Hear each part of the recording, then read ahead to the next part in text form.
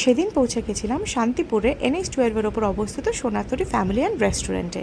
আমার আগের ব্লগটিতে এই রেস্টুরেন্টের ইন্টিরিয়ারটা আমি পুরো দেখিয়েছিলাম। কথা ছিল পরের ব্লগে খাবারের সেকশনটা পুরো দেখাবো, তো তাই জন্যেই চলে এসেছি আজকের এই ব্লগটা নিয়ে। তার আগে বংশল মোহনা পেজের আরেকটি ব্লগে তোমাদের স্বাগত জানাই। সেদিনকে হঠাৎই পৌঁছে গেছিলাম, মানে উইদাউট এনি প্রিপারেশন পৌঁছে গেছিলাম শান্তিপুরের এই রেস্টুরেন্টটিতে। একটু হালকা রিসার্চ করে নিয়েছিলাম, নিয়ে ওদের অ্যাড্রেসটা জেনে নিয়ে চলে গেছিলাম এই রেস্টুরেন্টটিতে। সত্যি কথা বলতে কি এই রেস্টুরেন্টের ইন্টেরিয়ার ভীষণ ভালো লেগেছিলো আমাদের। বাইরে থেকে তোমরা দেখেই একদম আমার তখন ভীষণই এক্সাইটেড হয়ে পড়েছিলাম যে এত সুন্দর বাইরে থেকে লাগছে, ভেতরটা ঠিক কতটা সুন্দর হবে। তো যাই হোক, পৌঁছে গেছিলাম। ওদের দুটো সেকশন ছিল, একটা হচ্ছে এসি সেকশন, একটা হচ্ছে non AC section. Non AC সেকশনটা just out of the world ছিল। আমি আগের ব্লগেই তোমাদের দেখিয়েছি। বন্ধুবান্ধব নিয়ে ওখানে গিয়ে চিল করার জন্য কিন্তু ভীষণই ভালো, কিন্তু অবশ্যই চিলটা করতে হবে এই গরমটা একটু কমলে। যাই হোক, আমাদের দেখিয়ে দিল যে এসি সেকশনটা কোন দিকে। আমরা গেলাম, নিচেরটা পুরো অকুপাইড ছিল, তাই জন্য আমরা দোতলায় পৌঁছে গেলাম। সত্যি কথা বলতে কি এত গ্রিনারিজ আমি খুব কম রেস্টুরেন্টের থিমের মধ্যে পেয়েছি। তো ওই গ্রিনারিজ দেখেই চোখ একদম ভীষণভাবে শান্ত হয়ে গেছিলো। এত সুন্দর সবুজ চারিদিকে, ওদের পুরো থিমটাই ছিল সবুজের ওপর। ভেতরে ওপরে আর কি যে সেকশনটা ছিল দোতলায়, তো সেখানে একদম বটবৃক্ষ করা ছিল, চারিদিকে সবুজ সবুজ আর সবুজ। যাই হোক, বসে ভালোভাবে সুন্দর করে খাবারটা অর্ডার দিয়ে দিচ্ছিলাম, তার আগে বুঝে নিচ্ছিলাম। কিন্তু একটাই আমার আপত্তি ছিল, একটাই প্রবলেম লেগেছিল ওখানে, সেটা হচ্ছে ওদের কিন্তু এই এত বড় জায়গাটার জন্য শুধুমাত্র একটা স্প্লিট এসি ছিল। আমাদের যথেষ্ট গরম লেগেছিল, ওদের আমরা জানিয়েও ছিলাম।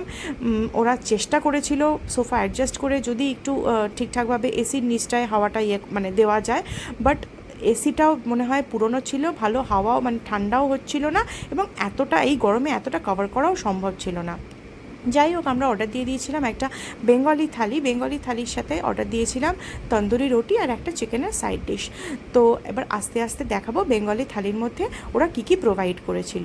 বেশ সুন্দর করে কিন্তু কাঁসার থালাতে সাজিয়ে গুছিয়ে দিয়েছিল। আর একটা দারুণ ব্যাপার লেগেছিল, এই বেঙ্গলি থালির মধ্যে কিন্তু ভাতের সাথে তন্দুরি রুটিও ইনক্লুডেড ছিল। এবার তাহলে এসো দেখে নিই থালির মধ্যে একে একে কী আছে। থালির মধ্যে যেটা প্রথমেই চোখে পড়লো সেটা হচ্ছে একেবারে সুন্দর বিশুদ্ধ গাওয়া ঘিটার কিন্তু গন্ধটা সেই লেভেলের ছিল। তার সাথে ছিল হচ্ছে ঝুরি ঝুরি আলু ভাজা, যেরকম আর কি আমরা নেমন্তন্ন বাড়িতে পেয়ে থাকি।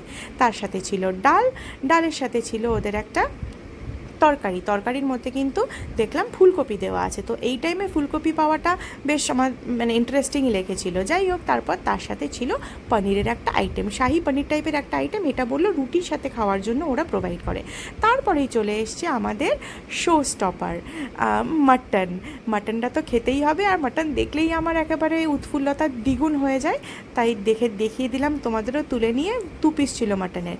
তারপরেই ছিল পোলাওটা দেখে তো আমি যার পরনায় খুশি হয়েছিলাম যে চলো পোলাওও খাওয়া যাবে ভাতের সাথে। বাকিটা বলবো পরে, আস্তে আস্তে দেখতে থাকো। চাটনি ছিল তার সাথে, চাটনিটা আমার সত্যি কথা বলতে কি খুব একটা ভালো লাগেনি, কারণ থকথকে চাটনি আমার ভালো লাগে না। যাই হোক, তার সাথে ছিল লাস্টে টক দই আর মিষ্টি। এরপরে আস্তে আস্তে খাওয়া শুরু করার পালা। প্রথমেই ঢেলে নিলাম সেই বিশুদ্ধ গাওয়া ঘি। যাই হোক, ঘি পেলে কার না ভালো লাগে, বিশেষ করে আমার তো যদিও ঘিটা খুব একটা খাওয়া হয় না, কেননা সবটাই তো গায়ে লাগে। যাই হোক, ঘিয়ের মধ্যে হালকা করে একটু নুন ছড়িয়ে নিলাম, এবং ঘিয়ের সাথে আমি যেটা পাতে নিই অবশ্যই সেটা হচ্ছে কাঁচা লঙ্কা। তো দেখলাম ওরা স্যালাডের সাথে কাঁচা লঙ্কাটাও দিয়েছে, তো মনটা সেই লেভেলের খুশি হয়ে গেল। যাই হোক, হালকা হাতে আলতো করে মেখে নিলাম, মেখে নিয়ে একটু দিয়ে দিলাম হচ্ছে ঝুরু আলু ভাজা দিয়ে হালকা করে মুখে পুরে দিলাম।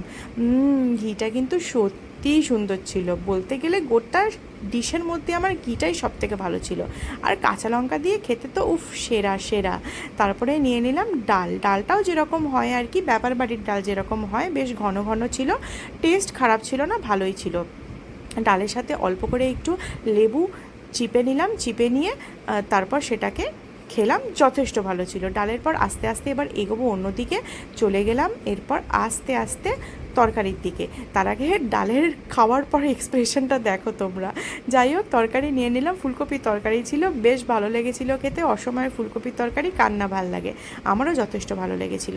যাই হোক, ভাতের পরিমাণ প্রচুরই দিয়েছিল ওরা। আমার তো 3 দিনের খাবার যেরকম মানে খাই আমি, তাতে 3 দিন কভার আপ হয়ে যাবে এই ভাতে। যাই হোক, তারপর নিয়ে নিলাম হালকা করে মাটনটা মুখে দিতেই উফ সেরাই লাগলো। এটা কিন্তু নর্মাল মাটন ছিল না, মানে মাটনের পাতলা ঝোল ছিল না, ঘন ঘনই ছিল, বেশ ভালো ছিল। এরপর পাতে নিয়ে নিলাম বহু প্রতীক্ষিত সেই পোলাওটা।